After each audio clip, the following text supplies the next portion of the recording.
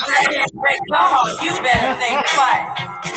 He isn't worth the tears you're crying. No, he's not. He's only out to break your heart. Him with his cheating and his lying. This is probably how my mother He's was trying to rip your dreams apart. Yeah. But I love him, and there's nothing. She said she loves him, y'all.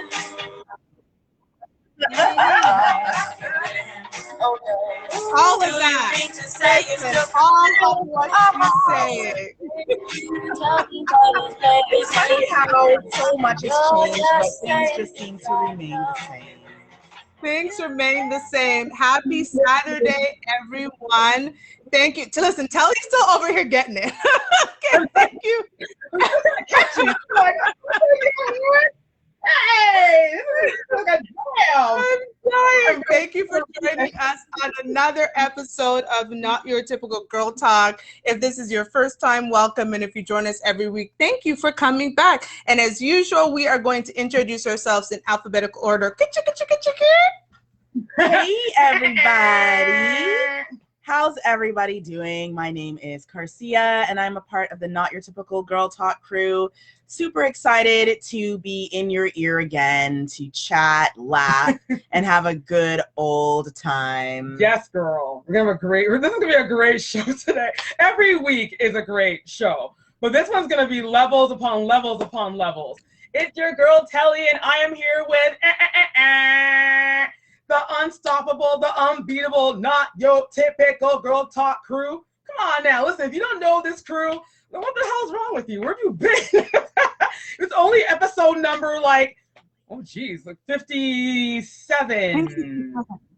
There you go, girl. Yeah, see? By now, you're even around for a year now. Hey, it's time for you to know who he is. That's it. Again, always hard to go after Telly. But hello, everyone. My name is Toshiba, and I am the final member of this wonderful girl group, as we like to call ourselves, even though I'm the only one who does not sing. So if you're joining us live, thank you. You can join us live on Facebook if you search for our Not Your Typical Girl Talk group.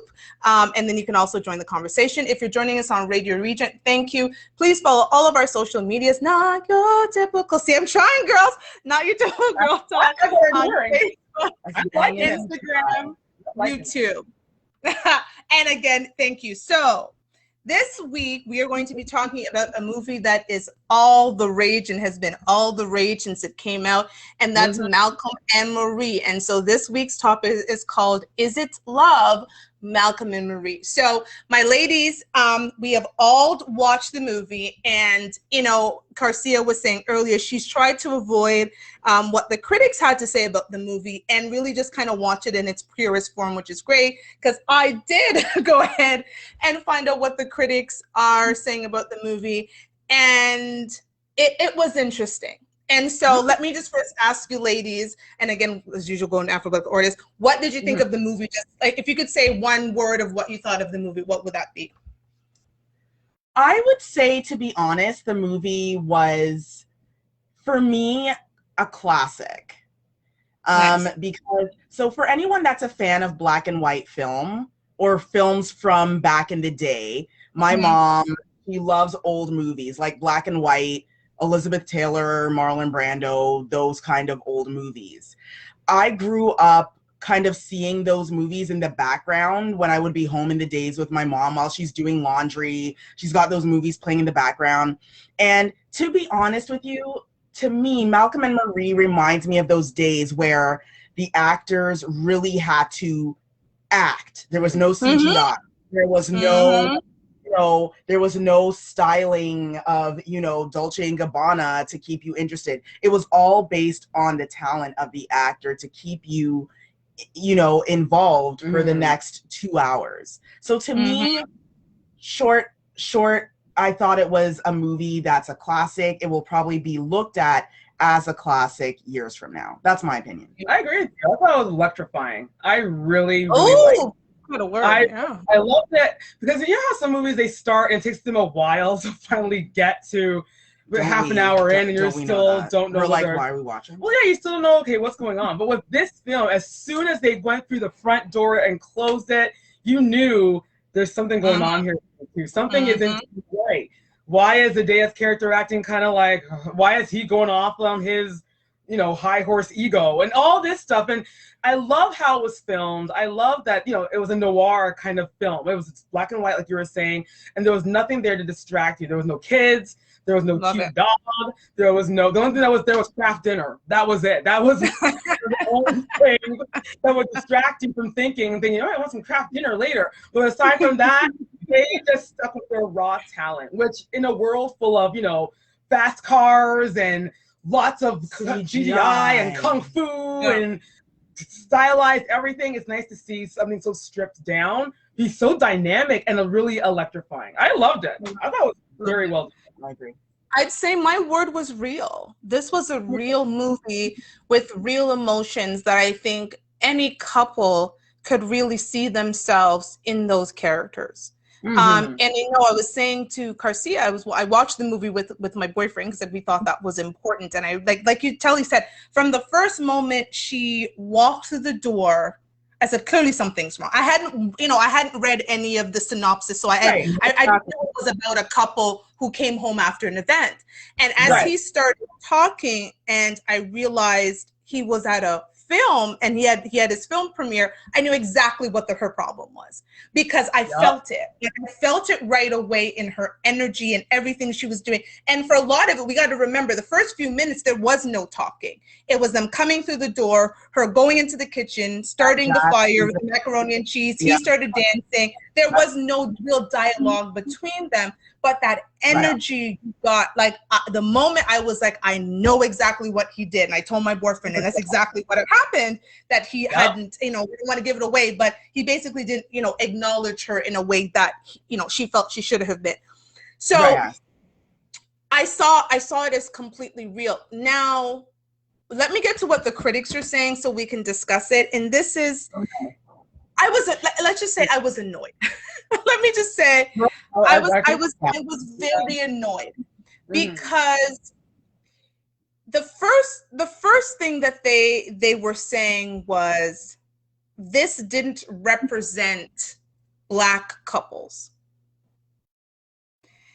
This was not a movie about Black love. And as the tagline said, this is not a love story. It's a story of love, not a story of Black love, white love, Asian love, Jewish love, whatever love you want to say. No, seriously, it was a movie about a couple who came home and had an argument because of an omission by one of the partners. And it's something that we all relate to. And another thing they were saying, because it's funny, because Sam Levinson, who does the movie, he's recognized as the writer and the producer, and he is a white man. I didn't know a lot about him, but this movie is a bit based on his situation, because he had that same situation with his wife, because he omitted her when he did something. Now, let me also say that Zendaya and Washington were co-producers, co-financiers, and they actually also helped him with the script. So as Zendaya, I'm going to put it in Zendaya's words. She said basically, John David, I, and Sam equally own this film. It's not like it belongs to someone else and I just got cast in it. If you're going to write something, you have to acknowledge the experience of the Black character you're writing. So, she was trying to get at the critics who were like, how dare this white man come and talk about and write about Black love? And the articles that I read were centered on the dialogue that he does in the first, they had given the time, let's call it the first 6 minutes, where he goes in about this one, I think she was a New York Times. She was like an LA Times. How does she know about Black film? And he basically rips this woman a new one and goes in about, white critics talking about Black film. And so people really honed in on that part of the film, saying, well, how does this white man writing Black characters, can he talk about, in his words, what a Black film maker would have gone through? And I was like, hold on, wait a minute, I'm a 90s girl. What are you talking about? You took this amazing movie, the ups and the downs and the lows and the highs and the, I'll talk about my favorite part of the movie, which is such a simple part of the movie, but it's so reminiscent of the relationship I'm in. But you took this movie that really, like you said, it took you there. You felt it. You could see yourself, even as a woman, you could see yourself as him, and as a man, you could see yourself as her, because I think people have been there when they felt that they were a part of their partner's life and they contributed to something that their partner does, and they're omitted from a thank you, or they're omitted from an acknowledgement. I think everyone in a relationship could understand what would happen in the dynamic of that. So to take that movie that really captured love, I thought it captured the ebbs and flows and ups and downs of love, and say, well, because it's written by a white man, and how dare he be able to create this 3-minute monologue that Washington does, and say, well, how can he talk about that? Stop this now. Ladies, go, because I'm tired already. I'm like, okay, there's a whole part. So this is my first thing. And when it comes to film, and this is why I say, let's normalize Black people who just love film. Let's normalize it. That part. Let's not, and I can't believe I'm going to say this, but sometimes it's not about Black or white. You know what I mean? And to me, when it comes to film, we have to look at things and see, how does this human action or this human emotion, how does that represent in my life? And if you're looking at this movie and saying, how dare this white guy direct a movie about 2 people of color, 2 Black people who were also involved in writing the script and producing the movie, and you're saying that, well, that white guy shouldn't be there. I'm like, okay, we need to stop, everybody. We need to stop. Because yesterday you said that you were mad at everybody because Black people can't get cast in movies. Right. Now we've been given the producing chair, the driver's and seat, the writing chair, and the star of the movie chair, and you're still mad. Like, what else do you want? Why are you mad? Why are you mad? This white guy has decided to give keys to these 2 Black young people, because to remind you, Zendaya's coming from, a place where everyone thought she was going to end up being one of these random Disney actresses. Mm-hmm. She's a young woman who is now finally showing up as a full-on real actress. She's winning awards. Yep. She's out here doing her thing. I think Euphoria is one of the shows that she's on. Sam Levinson does. Big cult following. So she's out there. And then we've got Denzel Washington's son, who apparently has got the same acting chops as his papa. He does. So there's a lot of good things happening here. This is a lot of good stuff happening. And the only thing you can come up with is that a white guy is directing the movie. Now, talking about the Black experience, anyways. Right. Okay. And first of all, there is nowhere in there when someone said this movie is about living the Black experience. Second of all, I would like to come in here and sort of say this. I want to say, I know that this is a thing, social media, Black love, but guys, I'm sorry. Like, love is love. Love is love. Love is love. When you're in love with someone, the same characteristics live within that love in a relationship. Yes, it might be different dependent on the people, how they've lived life, where they're from. But let me tell you something. That movie could have been cast with 2 Asian actors. Thank you. And you would have had the same outcome. Would have been the same outcome. You could have put 2 white people. You could have put a white man and a Black woman, a white guy and an Asian lady. It would have been the same outcome. So let's get away from color for a bit, because in the movie, Malcolm does talk about how he hates how everyone has to politicize everything that he does. And, it makes him angry that, this is not, my movie was not a political movie. My character, Amani or whatever, and we're taking that and we're putting that on this very movie. Yep. So here, art is truly imitating real life. And it's funny too, because with you saying that, people watching this and listening to what he is saying in the movie, it's like going right over their heads, and they do it anyway. But this is what I want to say too, and this is a kind of comparison, but I'm gonna go compare. So I remember when you were all kids, we watched Bambi, and how cute that movie was. Now, when Bambi's mama got shot, as a kid, you were like, "Oh my God, I feel for this deer," And it was an animated It deer. was an animated deer. There were no real deers that we love. Well, hold on. I don't know the deer's life. Maybe Is the this deer the was true deer Is this the true deer experience? experience? Maybe the deer doesn't feel bad when their mama gets shot. Maybe the deer had no problem with it. Well, who am I to say how that deer felt? Listen, No. Am I Listen, Bambi? This is what I'm saying. And this is what I don't get. Why are we always saying, oh, but the Black experience? I'm like, can we give it a break? Can we stop trying to be activists for one day and just enjoy And just something? watch the damn movie. Watch the movie. Just watch the movie. Watch the movie. it's an amazing story between two complex people.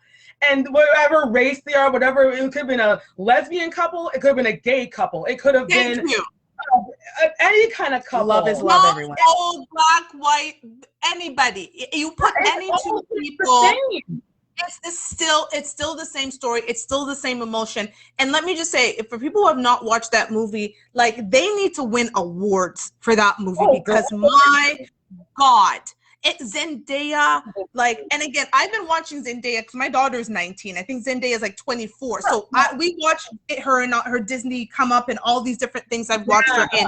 And to see where she is now and to see that performance, I was like, oh my God, like I felt it because I saw so much of myself in how she felt because I've been there. I know what it's like when you do so much for someone and they don't acknowledge you, or at least in the way that you think that they should, and the emotions and the ups and the downs. And it really was a story of love. But again, it could have been anybody in that role, but she just played the hell out of that character. But the reality is, like you said, it could have been any couple, a gay couple, a lesbian couple, a black and white couple, whatever the couple might be. And so to take the movie that was so well written, I thought it was well written, to have again these two people in the movie with no distractions, like you said, other than the macaroni and cheese. By the way, I went out and got like 2 boxes of macaroni and cheese after that.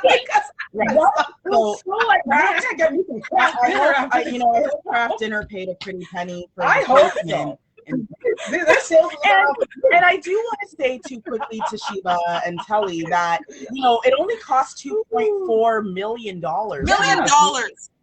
Okay, Yeah. it Very, was a very indie. very indie Very film indie. because it was Thank going you. back then to that time when we used to depend on talent to create an emotion to make you watch a film, and that's why I'm sitting here and I'm like, dude, this is like some Citizen Kane, like Marlon Brando, Streetcar Named Desire, classic. It's like Fences. Movie, yeah, like Fences with Denzel and Viola Viola Davis. Yeah. Davis. It's So very one shot, one scene. like movie. if anyone's ever had to memorize, a monologue or lines, girl.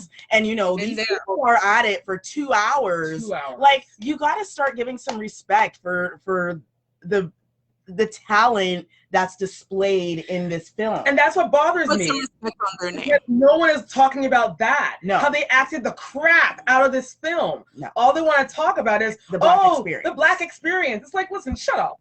Let me tell you actually the most ridiculous article, and I couldn't even get through it. Oh, dear. There was articles written about how John David was eating the macaroni and cheese in that scene. I couldn't get through it. I was like, this made it online. Like this like it published. I think I have a feeling of what they said. I would How like he to aggressively ate the macaroni and cheese. How aggressive he ate the money. So I guess so when someone is very mad and upset, how do they eat? Do they eat like, oh? And they have to see, here we go. And the person wasn't really watching the movie because if they were watching it, I remember that scene when it came up, I turned to Telly and I don't know if you remember, but I said to you, see, he's so much in his ego that he can't stand that she is not giving him the attention that his ego needs. So he's making up all the noise that he can to bring her back to out. bring her out to the room. Yeah. He's like I'm not egos yelling to love you. attention. But I'm definitely hold the And noise from so you the- can come back out right, and talk from to the me. moment he came through that door in the beginning of the movie and he's dancing and he's got the jazz music on and he's walking on the windowsill, he's doing all of this And foolishness. she's just smoking her His cigarette. ego was like, I need to get attention. I need to be seen. I just won this award. Sorry, guys. There's going to be spoilers. So, Yeah, you we're know, gonna spoil the whole movie. Sorry, guys. Still watch you it can go because watch the movie. the acting is This incredible. is going to be on our Facebook page. This is Mhm. going to be on our Instagram. But, you know, he won this award. He's in his ego. He's enjoying his life. And he's not getting the reaction that he wants out of Marie. Because Marie's like, I'm going to use the bathroom. toilet. Then I'm going to go I'm gonna smoke. I'm gonna I'm dinner. going to make your craft dinner. And then I'm gonna go to with bed. a straight face. Yeah, and then I'm gonna go to bed. And you can do whatever you want right now, trying to get me to join have you, sex with you. But I'm not. I'm not into it because I have all these sort of feelings that are coming up just now. And to me, all I could do was say, yeah, I know what this is like. I know what that feels like. I So know what that feeling is like. Right. So anyone that was sitting there thinking about how he was eating the craft dinner, you weren't really watching the movie. And that's the problem. You've got people who are film critics who don't actually know anything. Like they don't, which is why that was kind of his rant in that movie about here's a film critic who doesn't understand cinematography and what filmmaking is like and how important some of the dynamics is. Again, politicizing something that doesn't need to be politicized. The movie was, again, I'm going to say it was dynamic. It was captivating. Like we were like from beginning to end, we were kind of in it because again, you see so much of relationships in that movie. Yep. And the reality is Malcolm came in knowing Marie was mad. He was trying to make light of it because, and I'm going to play devil's advocate for a second, because in his mind, and it's not even devil's advocate, it was his night. Right? Yeah. It was my night. I did this. I put together this kick-ass movie. It was amazing. I'm getting rave reviews. People are coming up to me, blah, blah, blah. And how dare my woman, the woman I love, my partner, be trying to ruin this for me by being in her feelings. That is actually, and I'm not going to generalize, it's kind of a man thing. My boyfriend talks about like feelings, stop being in your feelings, right? And so it was just like, just celebrate my high, even though you're on a bit of a low. We can deal with your feelings tomorrow. And so she was trying in that movie to do that. So that's why she came in, kicked her shoes off, started making his macaroni and cheese, chopped the butter, like it was like put it all together, put it on his plate, and was going about her business until he wanted to know, because he couldn't stand her silence. And I'm queen of silence. When I'm so mad, I do not want to speak to you. I am silent. I say nothing. I will ignore you. And I know it irritates the heck out of my boyfriend. And then he says something, and I'm like, okay, you want this? Let's do it. Okay. And it's like, and that's what happened in the movie. I could see myself in it. So, and again, it wasn't a black and a white thing because Sam Levinson wrote it from his own experience with his white wife. From his white experience, which again, and this is why, you know, I hate to generalize, but I do want to remind everybody that we all are human beings. And for the most part, relationships, we could take a bunch of women from different countries all over the world, and they will all have the same experiences depending on what happened with their spouse, whether it be a man or a woman, whether it be a person of color or not. Like it's going to be, for the most part, the same because we are human beings. Well, a fight is a fight is a fight. Since when does fight have color or gender? It's a fight. And you know what, too? I do want to bring up this one part where I was like, yes, where, you know, when Malcolm finds out that Marie is angry because she didn't get a thank you, he says, oh, but you seemed okay, like before, like, you know, I was saying sorry to you during the movie and you were like, it's okay, no, it's okay. She's like, well, I changed my mind. And I was like, yes, As women, we are allowed to change our minds. And Really? also, listen, as women, we're also taught, I'm so Jamaican, I say taught, we're also taught not to create a scene in public. So there is no way, again, Black, white, Asian, whoever you are, most women who are raised in a certain way, no, you do not kick up a fuss in public. I'm not going to, I'm going to smile throughout the movie. I'm going to hold your hand. I'm going to nod. I'm even going to do it as we're waving in the car because people are watching us. But when I get home, I'm going to tell you about cut your ass. And I want to talk when it goes down. I want to talk a bit about Marie as well, because Marie, as you watch the movie, more and more is revealed about her, and we find out, this need for respect that she wants from Malcolm. It's embedded deeper than just the thank you. The thank you is like surface, and then underneath we have someone that thought that they were gonna be in the movie as the star, and then they didn't end up being the star. And even though they thought right, he uses Taylor, and then she's not in a lot of things. Right. Even and then there was a point when someone called her a model, and she didn't like She didn't like that. People wants to be known as an actress. Yes, they look at her as less than.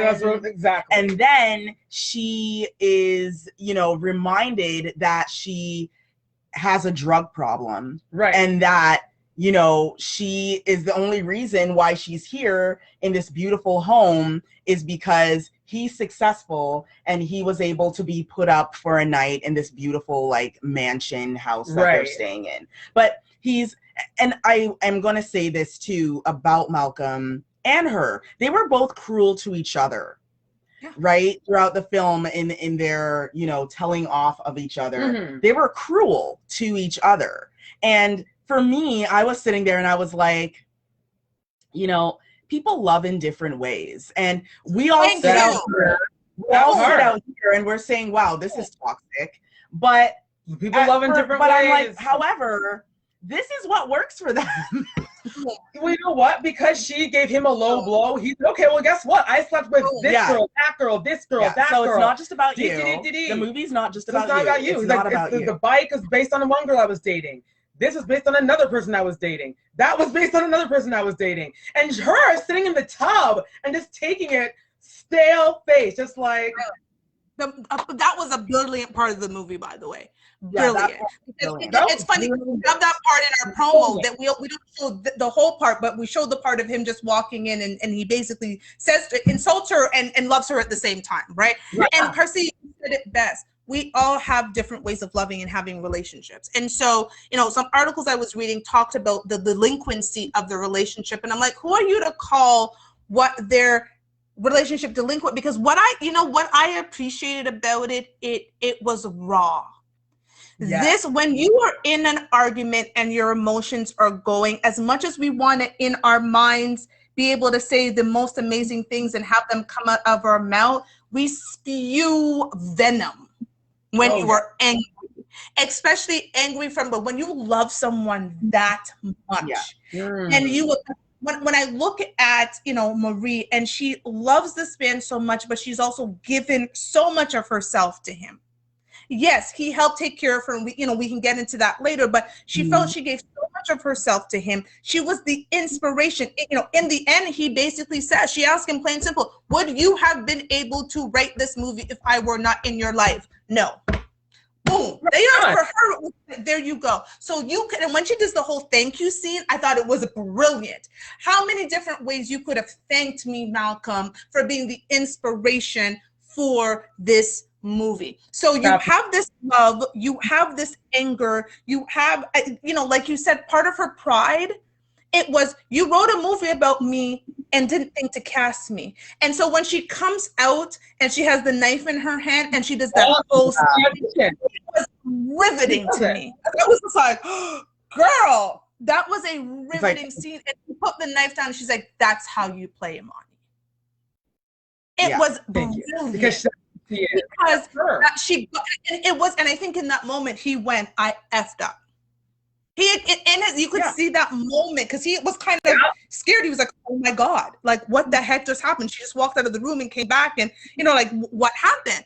And it was brilliant because you saw that shift in him, like, I effed up. So it's interesting to me that people were calling it delinquent when, again, people love differently. I don't know anyone in a relationship when they are that mad and they're that hurt. She was hurt. She was. Yes. And when you love someone that much and you give so much of yourself to them, and they think, she was like, you think the gardener, you think the valet, you think, it was like, you think everybody under the sun except Marie. You think that Uber driver, you think the homeowner, okay, and you forget dog walker, and you forgot me, and that was, and she was hurt, and so the back and forth that they did were two people who loved each other, who they were having a no holds bar, Mike Tyson knockout fight. Like Evander Holyfield and Mike Tyson. Remember Mike Tyson bit Evander Holyfield? That moment. You got to win, and they both wanted to win. I didn't see it as delinquent. Like I said, my world was real. But what because I'm going on and on, but I want to stop and say my favorite part of the movie was one of the simplest parts of the movie is when he looked and he couldn't find her and he kept calling her name, Marie, Marie, Marie, Marie. Like he went through that entire house like he was lost without her. And I saw that. I saw that, like, and some people might call it codependency if they want to be critical, but that was a man who recognized in that moment, if she leaves me, I will miss her. I will have a void in my life. And they did the same thing in the ending when he wakes up and she was beside him and he went searching for her. Because he recognized, I actually am, I'm still me, but without her, I'm not whole. Like, if that, and I love that part of the movie, just him walking through that house and then her very catchy line after, I thought was hilarious. But yeah, I thought the movie was brilliant. Clearly, I'm a fan. Yeah, it was well done. It was well done. Really and I do want to say, before we go on, thank you to Radio Regent for allowing us to have this time to entertain you all with our sometimes crazy and insane words. Thank you so much, all you listeners, followers on social media. Thank you so much for supporting us. And thank you, Radio Regent, syndicated through iHeartRadio, for allowing us this platform. We love you all. And yes, back to Malcolm and Marie. The one thing, I do love that, and I'm going to talk about the ending, even though, whatever. Well, we spoiled the whole movie. That's okay. They need to watch it. That's what people need to do. It's a great film. At the end, and just for the audience to understand, they have been fighting since like 1 a.m. when they got home from the event. Oh, right. And the thing is that I want people to understand that the movie isn't just them fighting.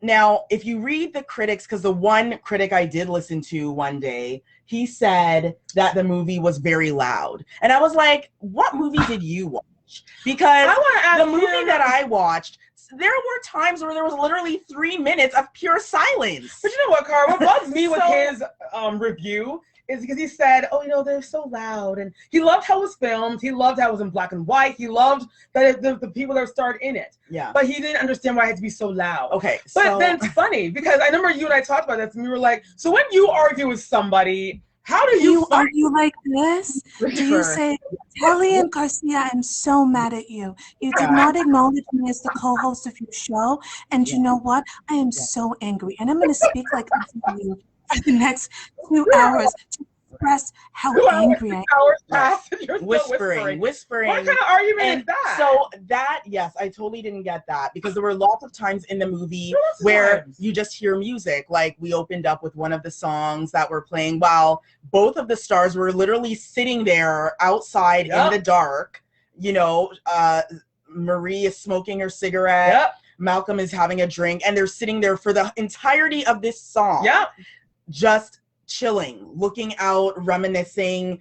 He's probably angry as hell because the song is saying get rid of him, and she's there saying, yes, I Yes, I am contemplating. I'm wondering if I should consider you anymore because you're trash. So these thoughts are going on. And as for me, I was fully entertained because I was like, this is hilarious. This is so shady. Hilarious.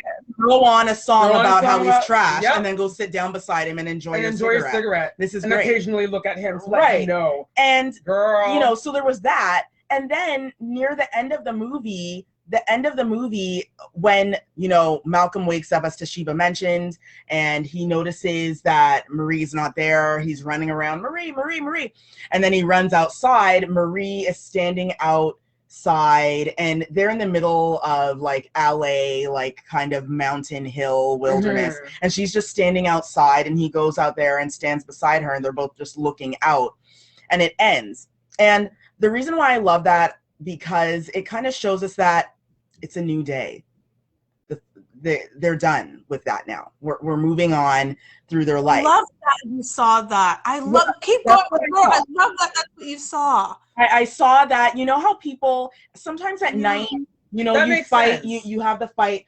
It's classic, right? All couples, most of their fights, it's like, I hate you, and they'll fight through the night. They even go to bed angry, right? They can't help it. But the next day, It's on to new business. they wake up and they're like, you know what? I didn't leave. And I'm you know still what, too? here. That's- I'm not going nowhere. true. I'm ready I to. love that. Because it's an open, You you know, know. they're looking out in the open sky. It kind of also means that we have no idea what's going to happen to them either. Because it's That's open, how I saw it you too. have no idea, they have no idea either. Right. But because they're both just looking out, you just kind of hope for the best for them, Right. whether they stay Yeah. together or not. I would love if they did a sequel just to find out, well, whatever I did really do. happen to Malcolm and Marie. Because No, I think I was I- thinking the same thing. I was like, this is a sequel movie. I would be interested to see. But Garcia, like, I think you both. I kind of saw it the same way you did, Telly. But what you just said, Garcia, was very enlightening for me because it was a new day. They had gone. Yeah. It was exhausted because I know there was another monologue he does where when he's done, he literally Oh, girl. falls. Onto the, Okay, he was so so. I It started- was amazing, by the way. that was one. I think that scene, Chantal, Telly, and I laughed. Like I was like, laughed this for as man's long been as going he on talked. for about 10 minutes on 100. I was it like, was exhausting. imagine like after Girl. the 4th, 5th, 6th, 10th take of filming that scene. I would strangle the director at that point, but I'm not doing this scene again, dude. You He better was find a good thing in this back. Look at this, the man's chest. He was so I was like, tired yo, he's after gonna he need, just fell on the couch. If Like, this was a real person, I'd be like, dude, you're gonna die young. You gotta Here's know the thing. Here's the thing. It is a real person. That's my boyfriend, and he's actually hearing me right now. I sat in that movie, and her facial expressions is exactly my facial expressions when he goes on rants, and it can go on. And I just love the way she sat there and she smiled, and then she would say mm-hms, and then she would interject quickly, and then let him go on. You know what I'm saying? Like, I've had that situation. As a couple, you see, because you see, here's the thing. He's a filmmaker. It's clear he's passionate. Right. He's already on Right. 100, on his night with the woman he loves. He just, and he Right. tells her how much he loves her. She's frustrating. She's so many things, but he says, I effing love you. You know what I'm saying? Like, you're all these things, but I love Right. you. And in some ways I rescued you. And you want to stay in this broken place because in order for you to feel like I value, it's like you need to be broken. And he's like, he's tearing her apart, but putting her together at the same time. She's doing the same thing. Right. She's tearing him apart, but understanding that Yeah. you got your back. And it was so interesting. Again, just that scene alone of, again, he was going on and she maybe said 2 words. So to have somebody say, well, it was loud. Again, one, people argue loud. I've never argued softly. I'm not Yes, one I that- get where I'm even keel because I'm just so angry. I'm like, if I say the wrong, let me just be calm because I'm gonna tell you about your mama and your papa Right. and everybody. So I'm just All gonna of sit that. here and I'm just going to be as calm as possible. But that's not the entirety of our argument. That's maybe 5 minutes because I'm at that. I think you get to that point of such rage that you're like, do I want to have this relationship in the morning? Do I want to be standing beside my partner in the morning or not? Because if I say what I really, my feelings are, we don't stand in the sunlight the next day. There is no next day for us. And so I'm going to process my words as they're going and actually filter them because I'm saying it from a place of love. and not a place of anger. That's it. But Exactly. that's a relationship. It's not a Black relationship. That's it's not a white relationship. It's not a it is a No. relationship. Do I want them when this argument is over? That's the question. Exactly. Do I want you when the argument is over? When we're done all of this and we've expressed how we feel, do I want you when this is over? And if the answer is yes, I want you, I'm going to argue with you in a certain way. That means so that we can look at the end of the movie at the sunset together. Because if I don't want you, I'm going to tell you a new one and we'll never be together ever again. Well, that's it. That's why I would hope they make a part 2, because I would like to know from their perspective, is their relationship worth saving? But one of the funny things you just mentioned, Shiva, about how sometimes you get so angry, you run out of words. One of my favorite scenes in the film was when they started screaming at each other. Like she just like, and he turns to her like, and I was like, yeah, because that's real. That's real. And when I'm pissed, now I have nothing else to say. It's like, you know what? Like a it was amazing. It was amazing. Yeah. It was fantastic. So any fool that says, "Oh, they were so loud," I was like, you know no, what? and Maybe- again, I don't agree with that. I know you don't fight with your understand. partner, but Again, I feel like they still- almost saw a different movie than maybe I they saw. did.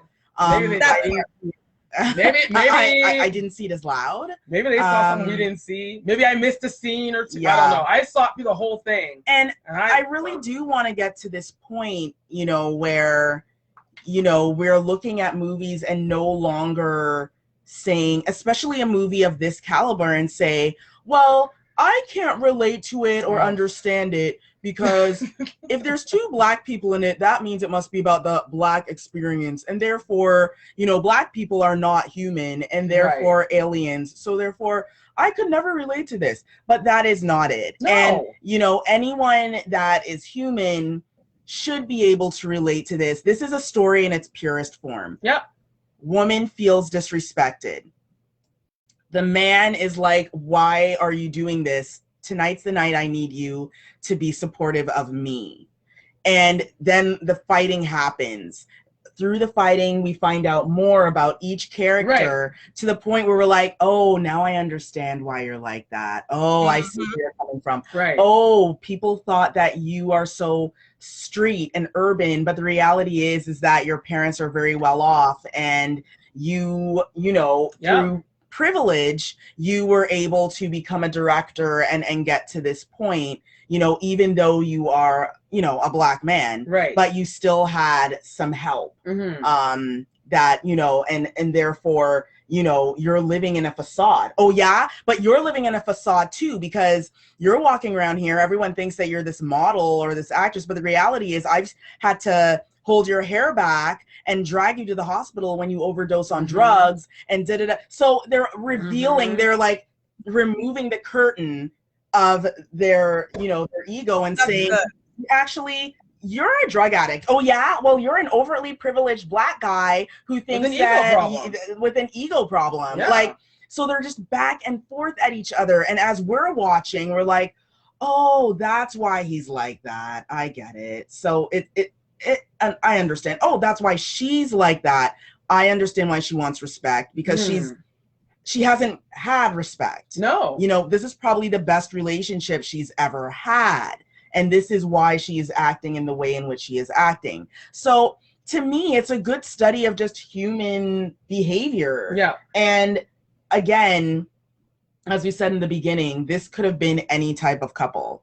Any type of couple. Because this problem, it would have went the same way. And I think that, I want to commend the actors, because they're young, they're not in their 40s or 50s. They haven't had, loads of different long-term relationships, but they were able to stem, they were able to do that. And I'm like, look, that's some serious stuff going on there. Like, we're looking at 2 actors that, should be, getting some Oscar award. Yeah.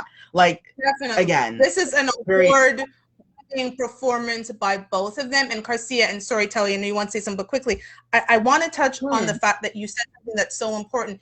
The movie pulled back the veil and the curtain of a real relationship. We project a lot or out into the world. Again, I was brought up, you do not argue with your partner in public. I would never argue with my partner in public.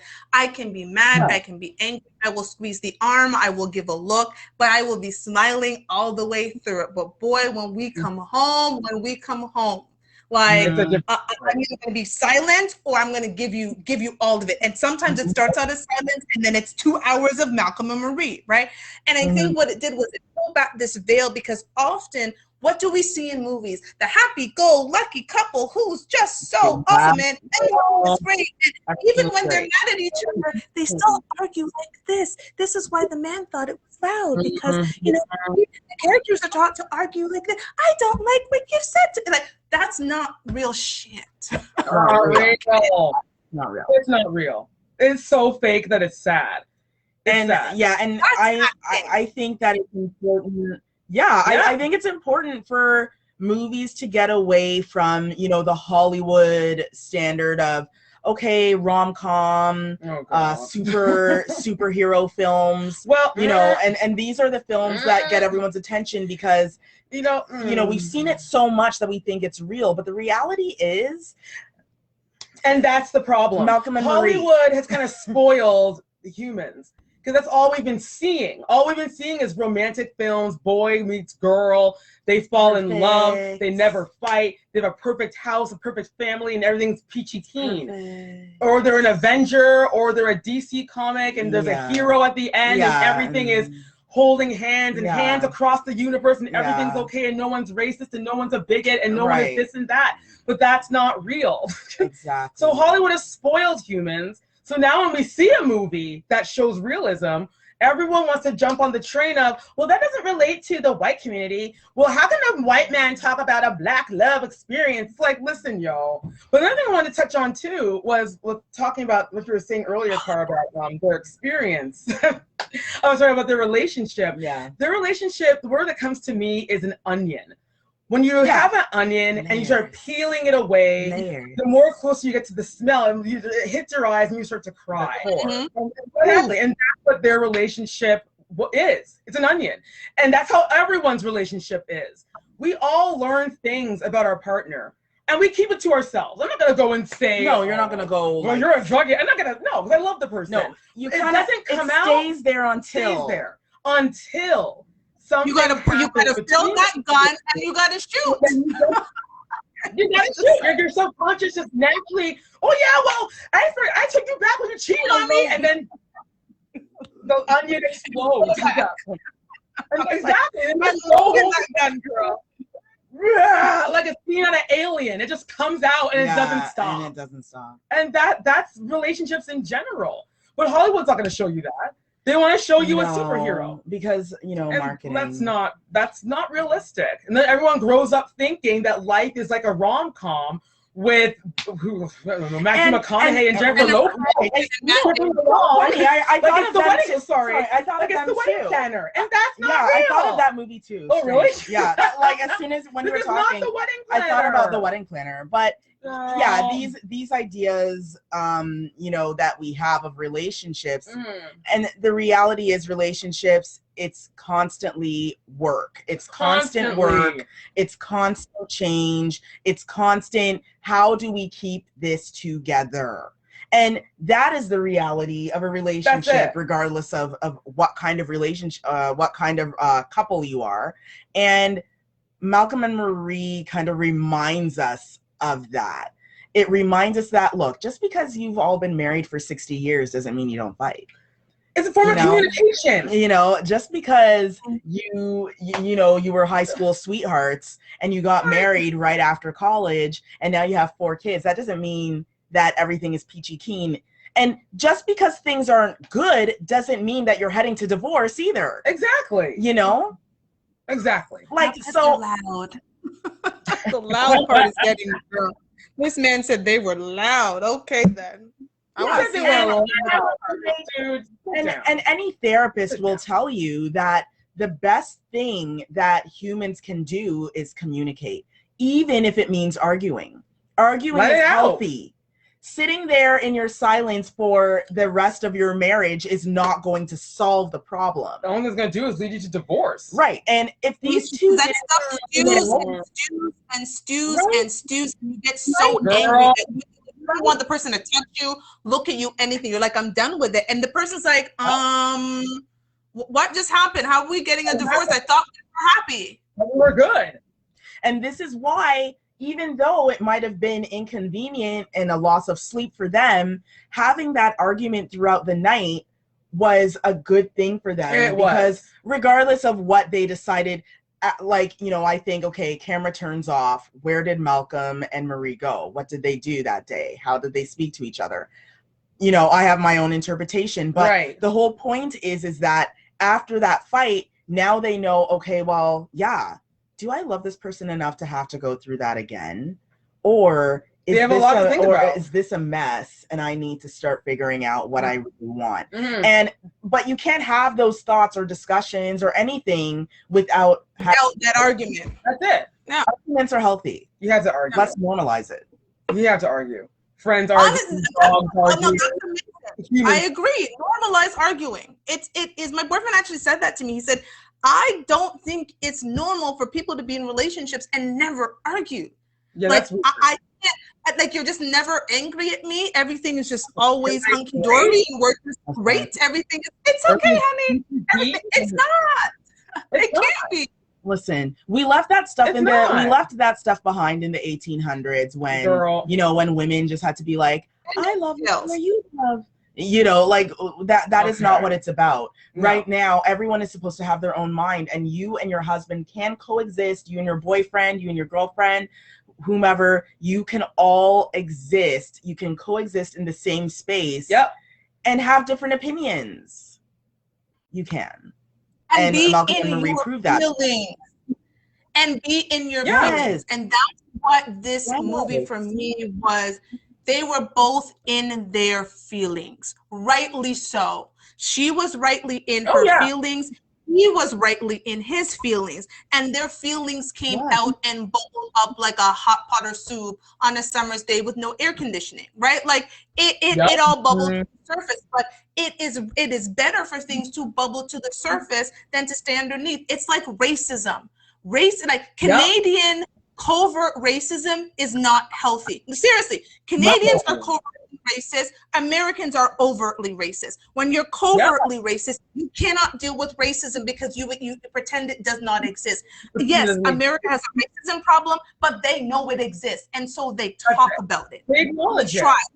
Fail to give solutions, but they know it's there. Well, Canadians little covert, racism doesn't exist, like, because you don't acknowledge it. For a couple of relationship and never acknowledge bad feelings, good feelings, whatever the feelings there are, we are entitled to be in our feelings and we have to express it to their partner. I think the movie did an amazing job of showing you the ebbs and flows of what that looks like. You know, it was even a moment, you know, when before they were about to have sex, and, you know, they stopped and she went away and came back and her whole mood shifted. And he was just kind of like, babe, your mood shifted. Like, what happened? That happens because you're still angry and you have that moment of euphoria, and then you're just like, no, I'm still mad at this man. No, we're about to do this. Let me tell you some more about yourself. That's it. And that's it. You know, sometimes sex does not solve the problem. Let me say it again. It makes it work. Sometimes sex does not solve the problem. I hope people heard that, because a lot of people thought, oh, well, you know, we were fighting and then, you know, but, you know, things happened. So, you know, we woke up this morning and, you know, he went to work and I went to work, but I think everything's fine now because we had sex. It's like, no. You didn't talk it out. You didn't get to the core of your feelings. That doesn't mean anything. He could have had sex with you and then go to work and he's still mad at you and still meet the side chick for lunch. And you're still mad at him. And that does not solve the problem. It does not. And again, pretending that the problem wasn't there, because there is, you know what I'm saying? Like, I think what it showed is there is no convenient time to have an argument. Yes, it was his night. Yes, she could have waited. Yes, maybe she should have stayed silent. All of that stuff.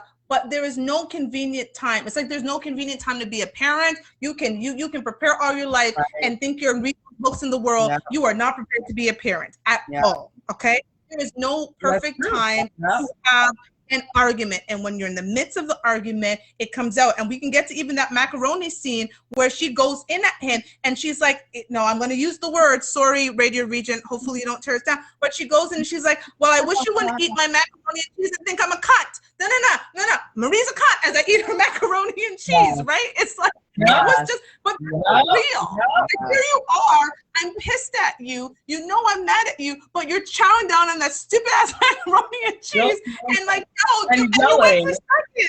And you went for second. Yeah. It's like, it was That hilarious. is such a male-driven That thing. is a male thing. That's an alpha male-driven Men thing. do that. They're cussing, they're going on bad, and they're at the pot, taking out the chicken, taking out the rice and peas. And they go back to their seat. And they sit down at the table that you set for them, and they they're keep on eating and eating. And Now then you can take your legs they'll and even continue they'll walking even ask down you, the could you hall. pass me the pepper, please? And You can and- choke on the damn pepper. and How you're about all in a that? fight. It's like, excuse me? Choke Now on you it. want hot sauce?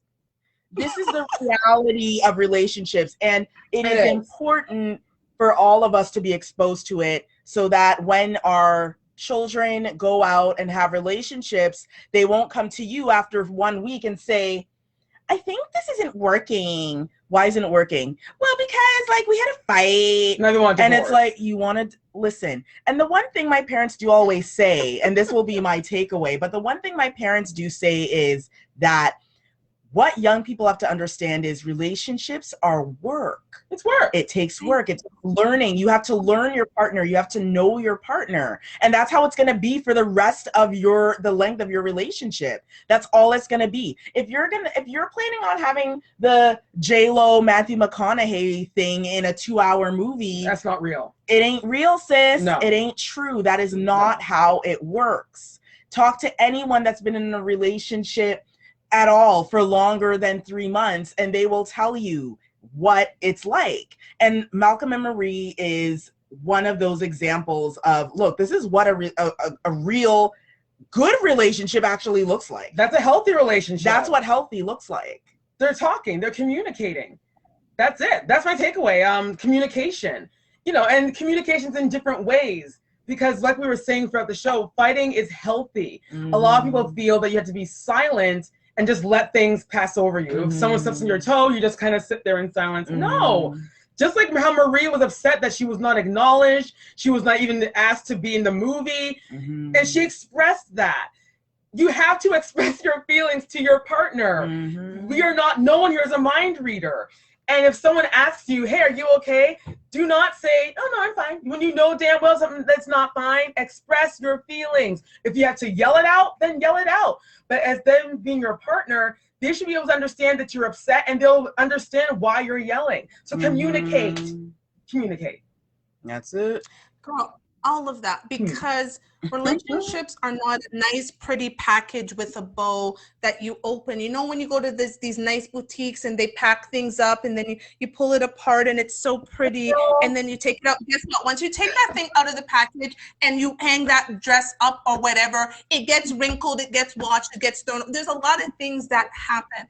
And we want to look at relationship in these nice, pretty packages that we just put together. And it's just, again, Matthew McConaughey and Jennifer Lopez, and we're running around in Meadows dress, and everything is great, and we're on horse carriage rides. Exactly. That's not a real relationship. This was it was a story of love. It may not be the way you think love should be, but it is the way love is. And any therapist would tell you that is the way love is. And this was not a Black movie. And I hate this idea of, and I know it's my takeaway, but the part that I really did not like about this critics is, we're going to talk about it even more next week, is this idea that, John David and Zendaya were just dropped into the movie and they just had no say, right? They had no say in how they were portrayed. They had no say in anything. They just said some words and got on the film, and they had no say. They had a lot to say. One, they put their money in and they co-produced it, so they had a lot to say. So we need to stop acting like we're just given things and we have no free will. So that, you know, so I had to go on a little rant because that actually angered me. In terms of here are people who have a huge part in the movie, and you're acting like they were just spewing some lines and had no say in how their characters. They got it. They got it. Hello, they put their money on the line. Anyways, it's a real movie. Everybody go watch it.